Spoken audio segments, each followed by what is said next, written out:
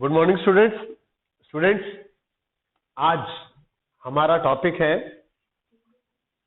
Applications of Gauss's theorem. Students, इस application को करने से पहले कई बार हमसे पूछ लिया जाता है what is Gaussian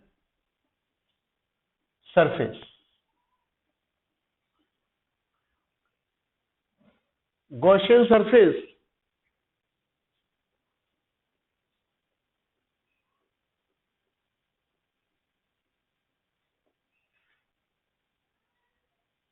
enclose charge which is symmetric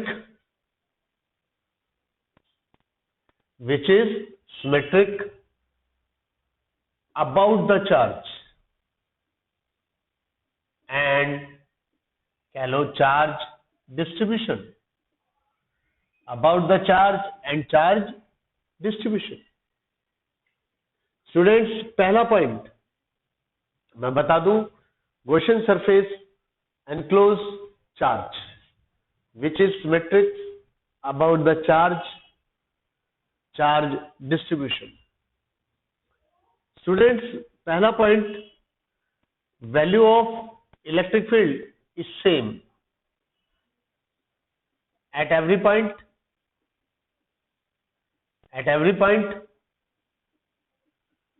of Gaussian surface। यानी गॉसियन सरफेस चार्ज को एनक्लोज करेगा, सिमेट्रिक होगा। सिमेट्रिक का मतलब value of electric field is same at every point of Gaussian surface. दूसरा स्टूडेंट्स, हमारे पास angle between E and A, electric field and area vector is either 0 degree और 90 degree. तीसरा, Gaussian surface does not cross point charge या कह लो charge को cross नहीं करेगा। फॉर एग्जाम्पल, एक एग्जाम्पल बता रहा हूं स्टूडेंट्स, जैसे मान लीजिए ये एक लाइन चार्ज है, ठीक है, तो गॉसियन सरफेस क्या करता है, एनक्लोज चार्ज। तो और गॉसियन सरफेस मैंने ये बना दिया, गॉसियन सरफेस कैसा बना दिया है, ये हमारे पास गॉसियन सरफेस, ये क्या है मेरे पास, Gaussian surface. Students, Gaussian surface ने क्या कर रखा है, पहली चीज एनक्लोज चार्ज, ये चार्ज को एनक्लोज किया हुआ है, चार्ज को क्या कर दिया, एनक्लोज। और इस चार्ज के अबाउट क्या है, सिमेट्रिक है। Value of E is same at every point of Gaussian surface. अगर ये गॉसियन सरफेस है तो जो इलेक्ट्रिक फील्ड की वैल्यू यहां है इस चार्ज की वजह से, वही इलेक्ट्रिक फील्ड की वैल्यू यहां है, वही इधर है, वही इधर है। यानी value of electric field is same, क्यों? क्योंकि ये सरफेस, ये एक सिलेंडर है।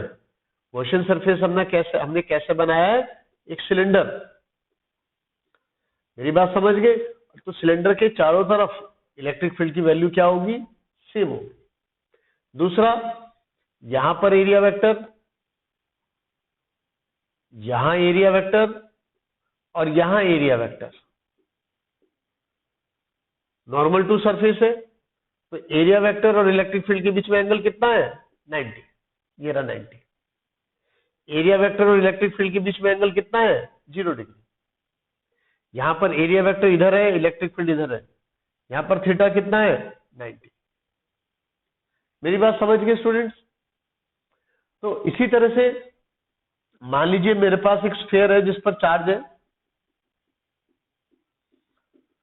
तो इसके लिए गॉसियन सरफेस बनाना है, तो गॉसियन सरफेस क्या करेगा? चार्ज को एनक्लोज करेगा। चार्ज को एनक्लोज कर दिया, इसकी वजह से यहां पर इलेक्ट्रिक फील्ड एरी, इसकी वजह से पी पॉइंट पर इलेक्ट्रिक फील्ड, और एरिया वेक्टर की डायरेक्शन भी क्या होगी? Normal to surface. तो यहां पर थीटा कितना है? 0 डिग्री। थीटा कितना है? 0 डिग्री। और हर एक पॉइंट पर, चाहे हम इसकी वजह से यहां पर इलेक्ट्रिक फील्ड ई है, यहां पर भी इलेक्ट्रिक फील्ड ई है, यहां पर भी इलेक्ट्रिक फील्ड ई है, यहां पर भी इलेक्ट्रिक फील्ड ई है, यहां पर भी इलेक्ट्रिक फील्ड ई है, यहां पर भी इलेक्ट्रिक फील्ड ई है। मेरी बात समझ गए स्टूडेंट्स? यानी electric field is same, electric field is same at every point, electric field is same at every point. और ये मेरे पास क्या है यहां पर? ये है गॉसियन सरफेस, गॉसियन सरफेस। समझ गए स्टूडेंट्स? गॉसियन सरफेस का कंसेप्ट क्लियर हो गया स्टूडेंट्स? इसी तरह से आगे हम पढ़ेंगे एप्लीकेशन ऑफ गॉसियन थ्योरम में। सबसे पहले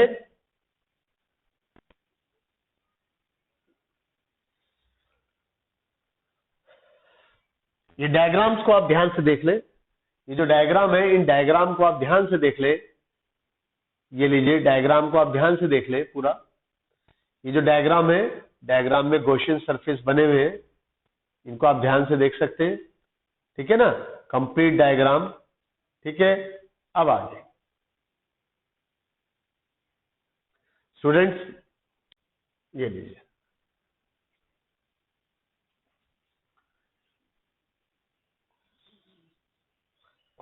electric field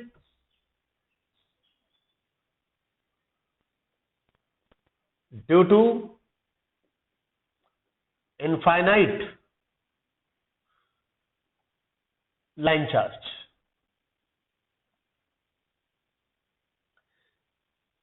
electric field due to infinite line charge. Student, जब भी ऐसा क्वेश्चन आए, सबसे पहले line charge, infinite line charge, ये इनफाइनाइट लाइन चार्ज, कितना चार्ज है इसके पास? बस चार्ज लाइन है ये। ठीक है, सबसे पहले हम क्या करेंगे इस क्वेश्चन में? To determine E at P, let us draw Gaussian surface of radius R and cylinder L। क्या करेगा Gaussian surface? टू एनक्लोज, क्या करेगा? To enclose charge. ये लीजिए,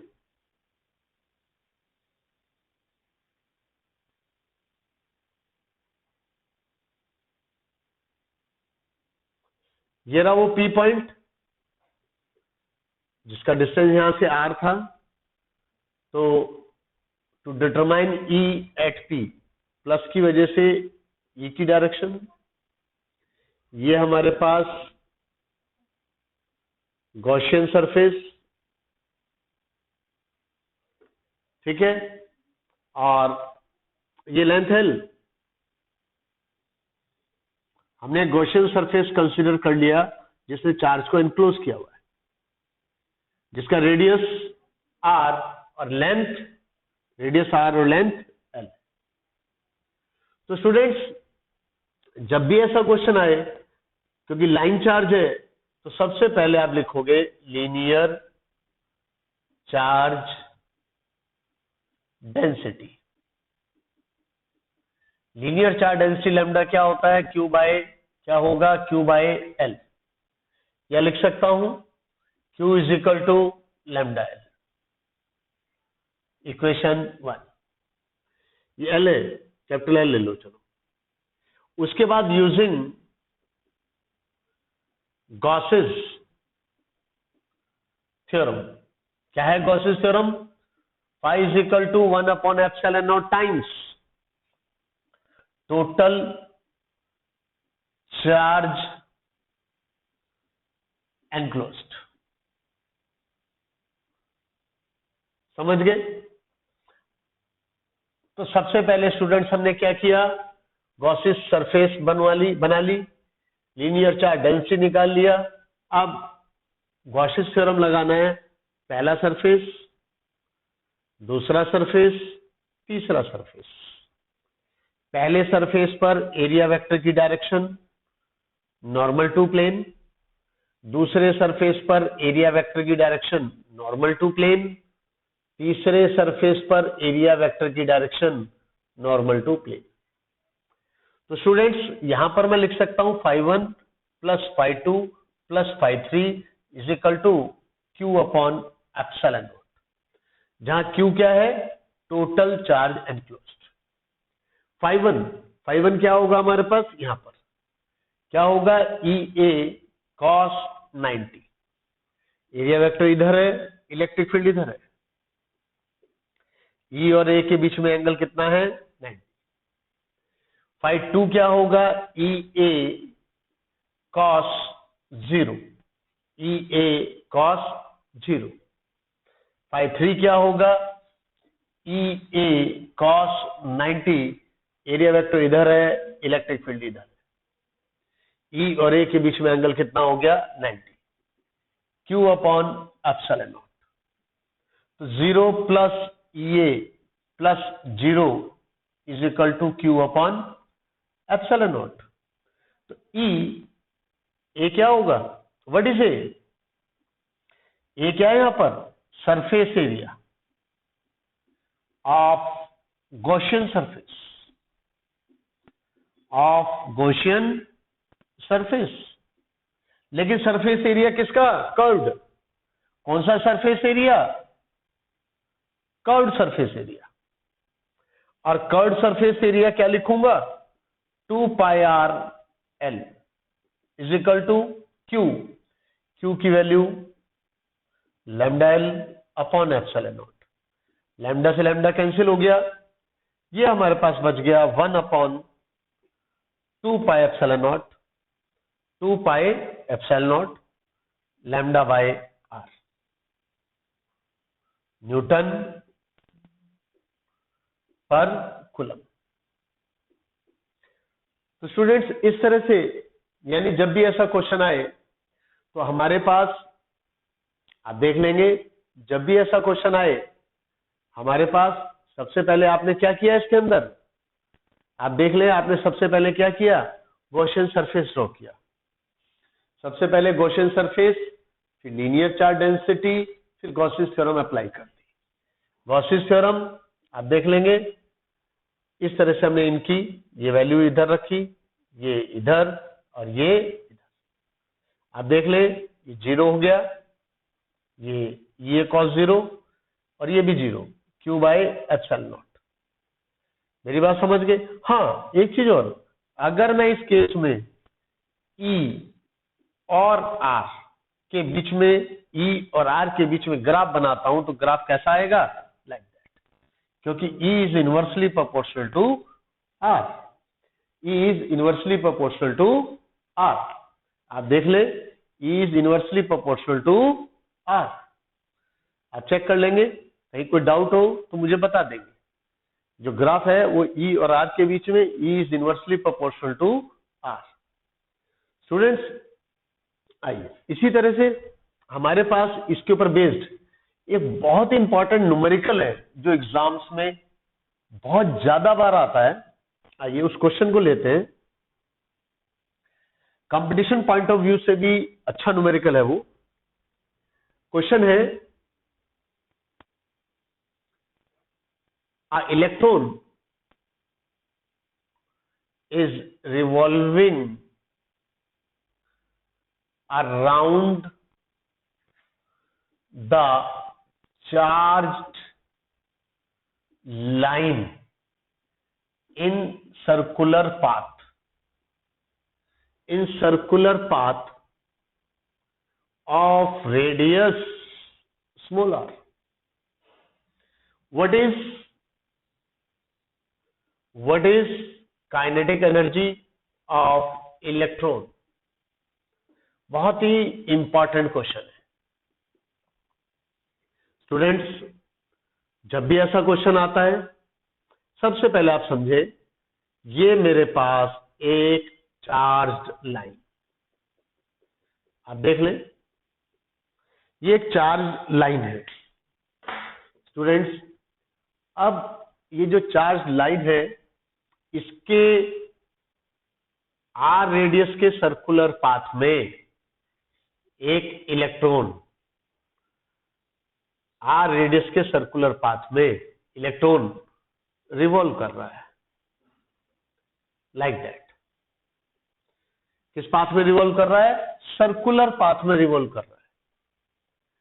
आपको पता है, अगर 11th क्लास में हमने पढ़ा था सेंट्रीपिटल फोर्स, इसका मतलब इलेक्ट्रॉन को क्या मिल रहा है? Centripetal force. तो centripetal force required by electron कौन दे रहा है भाई? क्वेश्चन के अकॉर्डिंग क्या है? इलेक्ट्रॉन को क्या मिल रहा है? Centripetal force. और सेंट्रीपिटल फोर्स कौन दे रहा है? Electrostatic force due to electric field of line charge.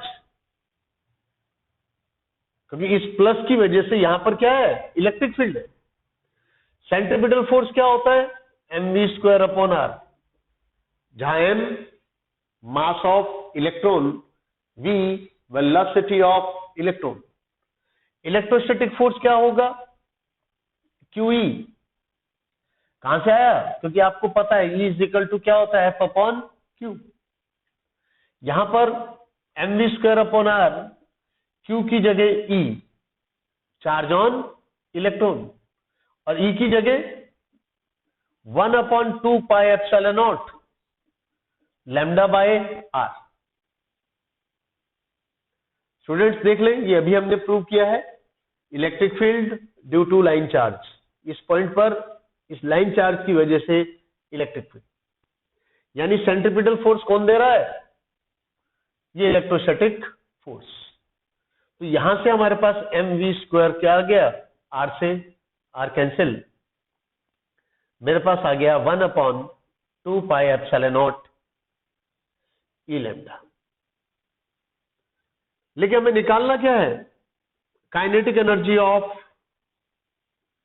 Electron. क्या होती है काइनेटिक एनर्जी का formula? Half mv²। Kinetic energy का फॉर्मूला क्या होता है? Half mv²। और mv² की जो वैल्यू है, हमने ऊपर से यहां से mv² की वैल्यू यहां रख ली, तो ये मेरे पास आ जाएगा 1/4 पाई epsilon not E lambda. Answer किसमें होगा? जूल में। यूनिट क्या होगी? जूल। तो स्टूडेंट्स, इस तरह से ये मैंने जो कंसेप्ट आज लिया है, इसके अंदर इन्वॉल्व था लीनियर चार्ज डेंसिटी। मैं बता दूं, आज के दोनों कंसेप्ट में कौन था? लैम्डा इन्वॉल्व था। लैम्डा क्या होता है? Linear charge density. स्टूडेंट्स, इस तरह से क्लियर है? तो इस तरह से मेरा आज का टॉपिक छोटा टॉपिक है, लेकिन बहुत इंपॉर्टेंट है। इसको ध्यान से पढ़ेंगे। कल हम करेंगे सरफेस चार्ज डेंसिटी और गॉसिस थ्योरम की और जो एप्लीकेशन है वो करेंगे। मेरा चैनल सब्सक्राइब और शेयर जरूर करें। Thank you student.